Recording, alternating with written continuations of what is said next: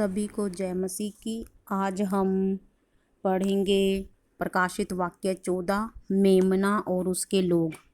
फिर मैंने दृष्टि की और देखो, वह मेमना सिय्योन पहाड़ पर खड़ा है और उसके साथ 1,44,000 जन हैं, जिनके माथे पर उसका और उसके पिता का नाम लिखा हुआ है।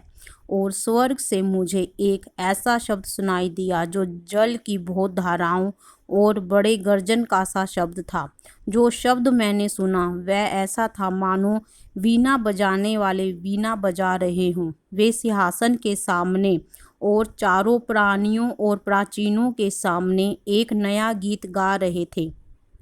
उन 1,44,000 जनों को छोड़ जो पृथ्वी पर से मोल लिए गए थे, कोई वह गीत न गा सकता था। ये वे हैं जो स्त्रियों के साथ अशुद्ध नहीं हुए पर कुंवारे हैं। ये वे ही हैं कि जहाँ कहीं मेमना जाता है वे उसके पीछे हो लेते हैं। ये तो परमेश्वर के निमित्त पहले फल होने के लिए मनुष्यों में से मोल लिए गए हैं। उनके मुंह से कभी झूठ न निकला था, वे निर्दोष हैं। 3 स्वर्गदूत। फिर मैंने एक और स्वर्गदूत को आकाश के बीच में उड़ते हुए देखा, जिसके पास पृथ्वी पर के रहने वालों की हर एक जाति और कुल और भाषा और लोगों को सुनाने के लिए सनातन सुसमाचार था। उसने बड़े शब्द से कहा, परमेश्वर से डरो और उसकी महिमा करो, क्योंकि उसके न्याय करने का समय आ पहुंचा है। उसका भजन करो, जिसने स्वर्ग और पृथ्वी और समुद्र और जल के सोते बनाए। फिर इसके बाद एक और दूसरा स्वर्गदूत यह कहता हुआ आया, गिर पड़ा, वह बड़ा बेबीलोन गिर पड़ा, जिसने अपने व्यभिचार की कोप में मदिरा सारी जातियों को पिलाई है।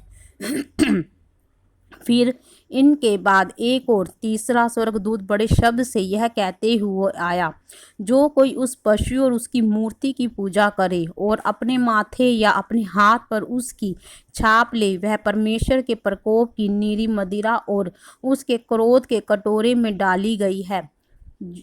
वह परमेश्वर के प्रकोप की नीरी मदिरा जो उसके क्रोध के कटोरे में डाली गई है पिएगा, और पवित्र स्वर्गदूतों के सामने और मेमने के सामने आग और गंधक की पीड़ा में पड़ेगा। उनकी पीड़ा का धुआं युगानुयुग उठता रहेगा। और जो उस पशु और उसकी मूर्ति की पूजा करते हैं और जो उसके नाम की छाप लेते हैं, उनको रात दिन चैन न मिलेगा। पवित्र लोगों का धीरज इसी में है जो परमेश्वर की आज्ञाओं को मानते और यीशु पे विश्वास रखते हैं। फिर मैंने स्वर्ग से यह शब्द सुना, लिख, जो मृतक प्रभु में मरते हैं वे अब से धन्य हैं। आत्मा कहता है हाँ, क्योंकि वे अपने सारे परिश्रम से विश्राम पाएंगे। उनके कार्य उनके साथ हो लेते हैं और उनके कार्य उनके साथ हो लेते हैं। कटनी। मैंने दृष्टि की और देखो, एक उजला बादल है। उस बादल पर मनुष्य के पुत्र सरीखा कोई बैठा है, जिसके सिर पर सोने का मुकुट और हाथ में चोखा हंसुआ है।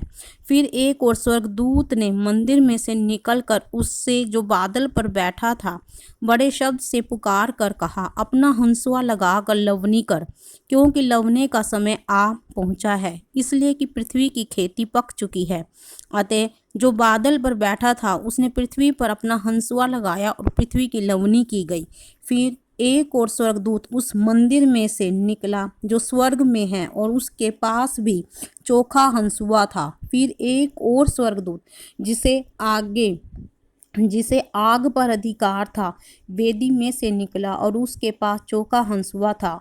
उससे ऊंचे शब्द से कहा, अपना चोखा हंसुआ लगाकर पृथ्वी की दाख लता के गुच्छे काट ले, क्योंकि उसकी दाख पक चुकी है। तब उस स्वर्गदूत ने पृथ्वी पर अपना हंसुआ लगाया और पृथ्वी की दाख लता का फल काट कर अपने परमेश्वर के प्रकोप के बड़े रसकुंड में डाल दिया, और नगर के बाहर उस रसकुंड में दाख रौंदे गए, और रसकुंड में से इतना लहू निकला कि घोड़ों की लगामों तक पहुंचा और 100 कोस तक बह गया। 15वां अध्याय। अंतिम विपत्तियों के साथ स्वर्गदूत। फिर मैंने स्वर्ग में एक और बड़ा और अद्भुत चिन्ह देखा, अर्थात 7 स्वर्गदूत, जिनके पास 7 अंतिम विपत्तियां थी, क्योंकि उनके समाप्त हो जाने पर परमेश्वर के प्रकोप का अंत है। तब मैंने आग मिले हुए कांच का सा एक समुंदर देखा, और जो लोग उस पशु पर और उसकी मूर्ति पर उसके नाम के अंक पर जयवंत हुए थे, उन्हें उस कांच के समुंदर के निकट परमेश्वर की वीणाओं के लिए हुए खड़े देखा। वे परमेश्वर के दास मूसा का गीत और मेमने का गीत गा गा कर कहते थे, हे सर्वशक्तिमान प्रभु परमेश्वर, तेरे कार्य महान और अद्भुत हैं।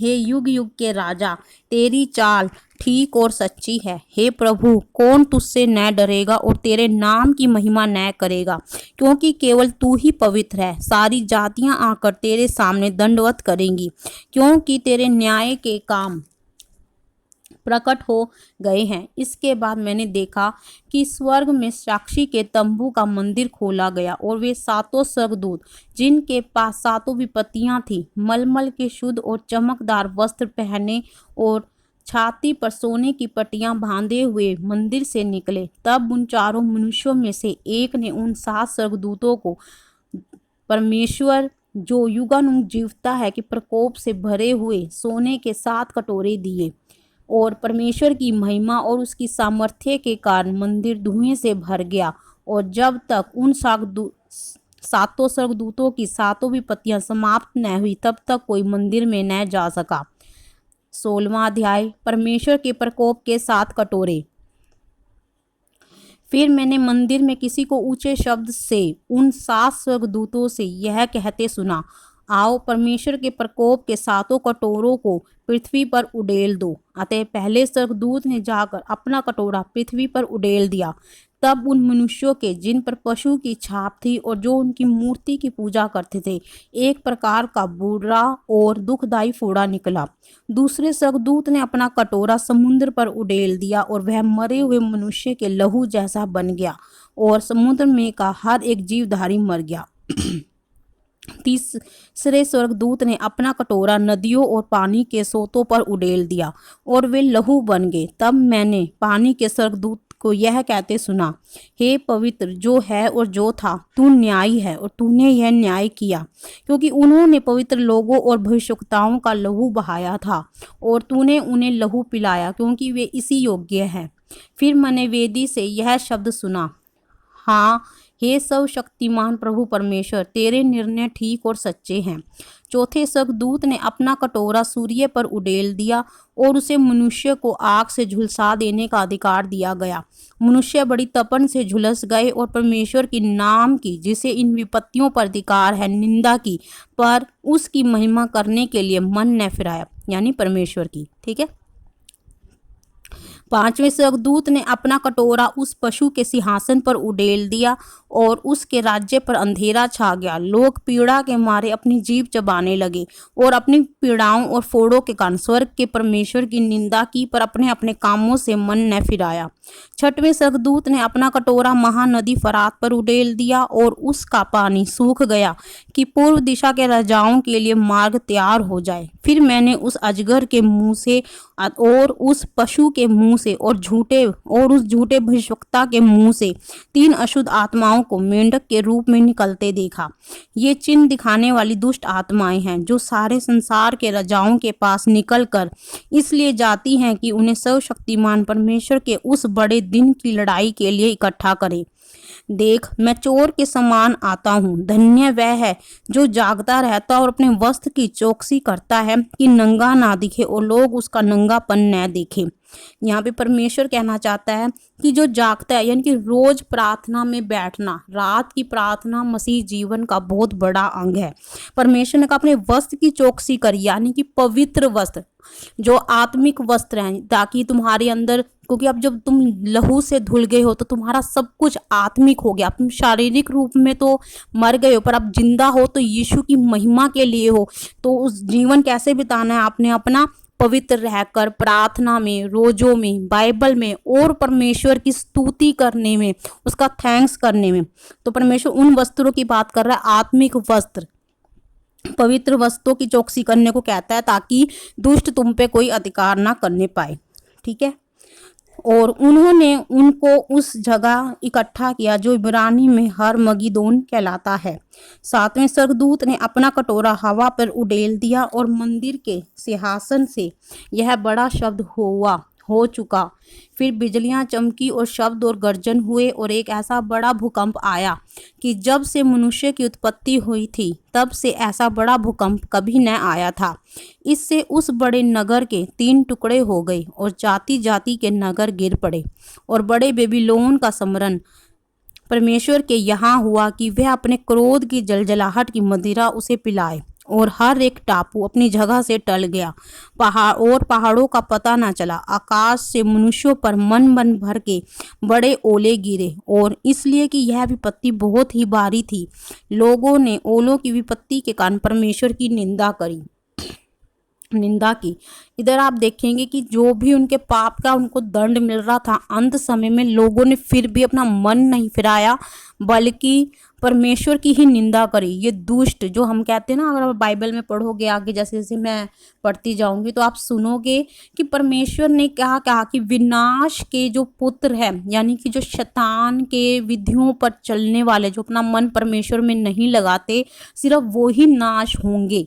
तो ये उन्हीं लोगों के लिए है जिन्होंने अपना मन नहीं फिराया, जिन पे सुसमाचार पहुंचा गया पर उन्होंने सुसमाचार का विश्वास नहीं करा अंत समय तक भी, जबकि इतना सब कुछ देख लिया। ठीक है। बड़ी वेश्या, जिन 7 स्वर्गदूतों के पास वे 7 कटोरे थे, उनमें से एक ने आकर मुझसे यह कहा, इधर आ, मैं तुझे उस बड़ी वेश्या का दंड दिखाऊं जो बहुत से पानी पर बैठी है, जिसके साथ पृथ्वी के राजाओं ने व्यभिचार किया और पृथ्वी के रहने वाले उसके व्यभिचार की मदिरा में मतवाले हो गए थे। तब वह मुझे आत्मा में जंगल में ले गया और मैंने लाल रंग के पशु पर, जो निंदा के नामों से भरा हुआ था और उसके 7 सिर और 10 सींग थे, एक स्त्री को बैठे हुए देखा। यह स्त्री बैंजनी और लाल रंग के कपड़े पहनी थी और सोने और बहुमूल्य मणियों और मोतियों से सजी हुई थी, और उसके हाथ में एक सोने का कटोरा था जो घृणित वस्तुओं से और उसके व्यभिचार की अशुद्ध वस्तुओं से भरा हुआ था।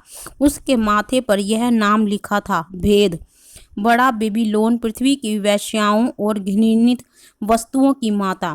मैंने उस स्त्री को पवित्र लोगों का लहू और यीशु के गवाहों का लहू पीने से मतवाली देखा। उसे देखकर मैं चकित हो गया।